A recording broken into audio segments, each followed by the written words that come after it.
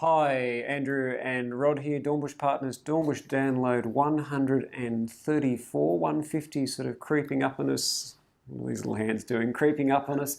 And of course, today we're going to be talking about Telstra. We're getting lots of phone calls about Telstra. Must apologise, we're having some issues with the phone lines as well. So if you are trying to get us, make sure you dial our new number. Well, it's 4 years old. 46902588. Put the 4639 number out of your brain, 46902588. We're going to talk about Telstra, and we've also been doing a bit of work with clients around portfolio reallocation and a barbell strategy, but we'll talk about that in a moment, the barbell. So let's talk about Telstra first. Can you talk, by the way? There we go. What's going on with Telstra? Oh. Andrew, a lot of the share prices come off about 22% this year. So there's a bit of concern out there in the marketplace. TPG's come in, looking to take over some mobile phone networks. So there's a bit of, a little bit scary for Telstra shareholders at the moment. Can you shed some more light on that? Shed some more light on that. Look, probably the key concern, Rod, is more so around, as you said, TPG coming in and sort of paying above the odds to buy spectrum. They're buying 4G spectrum, and they're initially starting off in Canberra, and what they're saying is for the first 6 months they'll actually give people just free calls and free SMS because they're testing the market, to make sure their equipment's working okay. But I mean, who's not going to sort of say, gee, I'm happy to my occasional email not to work or text or whatever, but to get 6 months worth of free service, sign me up.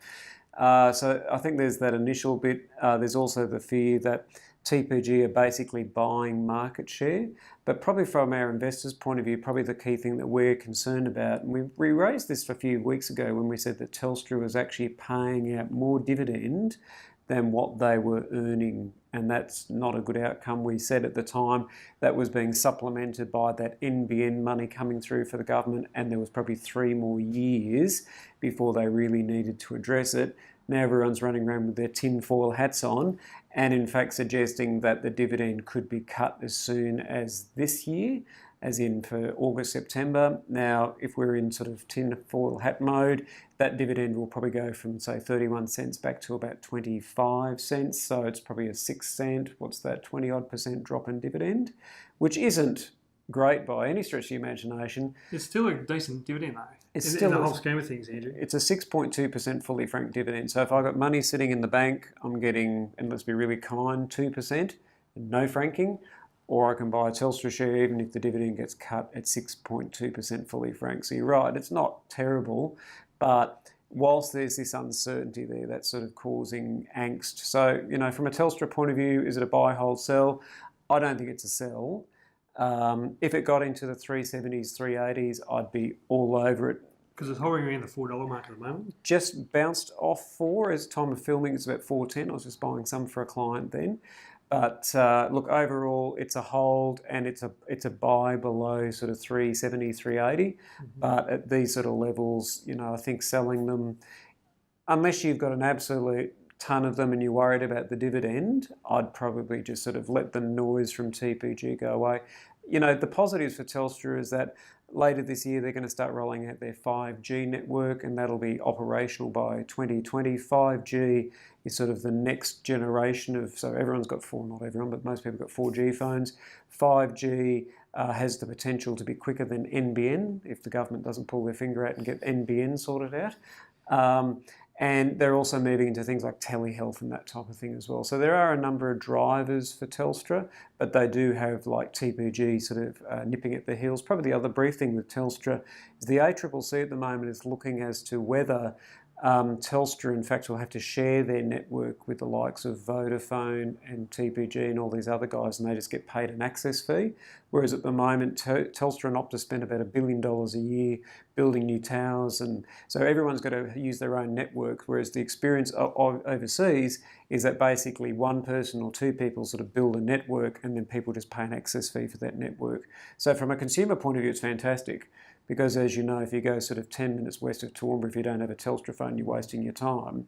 But, if all of a sudden Vodafone just has to pay an access fee and they can access the Telstra network, that's a big win for consumers. not so good for Telstra shareholders. So that's sort of something else bubbling away in the background there as well. Just getting back to the dividend though, like you compare it with a bank term deposit at the moment where you get 2 point something %. The dividend's still a decent income return. Absolutely. In the whole scheme of things, if you take a step back and look at it. But you're spot on, not only with that, but what you said right at the beginning of this segment where you said Telstra's lost 22% this year. You know, you put your money into a term deposit, you wouldn't have lost 22% this year. So you're right, from a dividend point of view, it's 3 times the dividend for a Telstra share relative to a term deposit. It really comes down to, as investors, can you cope with that volatility? And for a lot of people with term deposits, they can't cope with that volatility. But, you know, if you're prepared to accept some of the risk, and, you know, Telstra shares were $5.70 just 12 months ago, you're paying $4 today. To more aggressive investors, that might say opportunity. So you've just got to have a chat to one of us, figure out your attitude to risk. Certainly something to think about. When we're sort of talking about attitude to risk and that type of stuff in portfolio construction, you know, one of the things we were talking about was this sort of barbell approach. That's right. You know, you can tell I use one quite often. Can you sort of maybe briefly tell us what we mean about a barbell approach? Well, with a barbell approach, it's like lifting a barbell, trying to balance it equally when you're looking at someone's portfolio.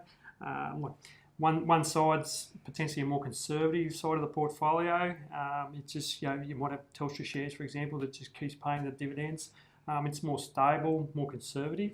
Where the other side of the barbell, to balance it up and trying to get some more growth, some assets like potentially some off-market investments, something a little bit different that might be able to get potentially some better growth than your conservative side of the barbell. So just tries to balance it up to you know, lift your portfolio, so to speak. The other thing, you're right, and the other thing we were talking about, sort of another take on the barbell approach is, let's say as an example, you think small companies is the way to go. So you could go out and just buy a whole heap of small companies.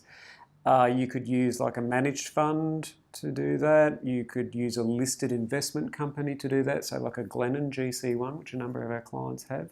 But the other thing, well, yeah, I was going to say the other end of the barbell. So, you know, say the managed fund or the Glennon, they're what we call an active manager. They're buying and selling all the time. They might turn that portfolio over 2-3 times a year, which is pretty aggressive when you think about it.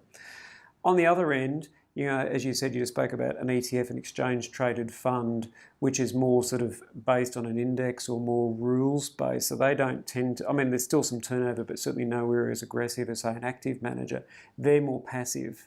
So the other sort of a take on a barbell approach within different asset classes is you have active happening on this side and you've got passive happening on this side. And so it sort of evens itself out from a return point of view. Sometimes the passive guys will do okay, sometimes the active guys will do okay, but between the two, that's sort of another take on the barbell approach. And that's, you know, between what Rod was saying about looking at the different asset classes, risk versus conservative, and looking at the active versus passive when we're designing portfolios. That's sort of some of the stuff that we're looking at as well. See, I don't have all your eggs in one basket, like diversification. Like you say, active managers, passive, and like the fee structures are totally different. Like active managers, they're turning over portfolios, you know, 2 or 3 times per year. They're buying and selling, so the fee structure is higher for that sort of investment with potentially, you know, higher returns, obviously.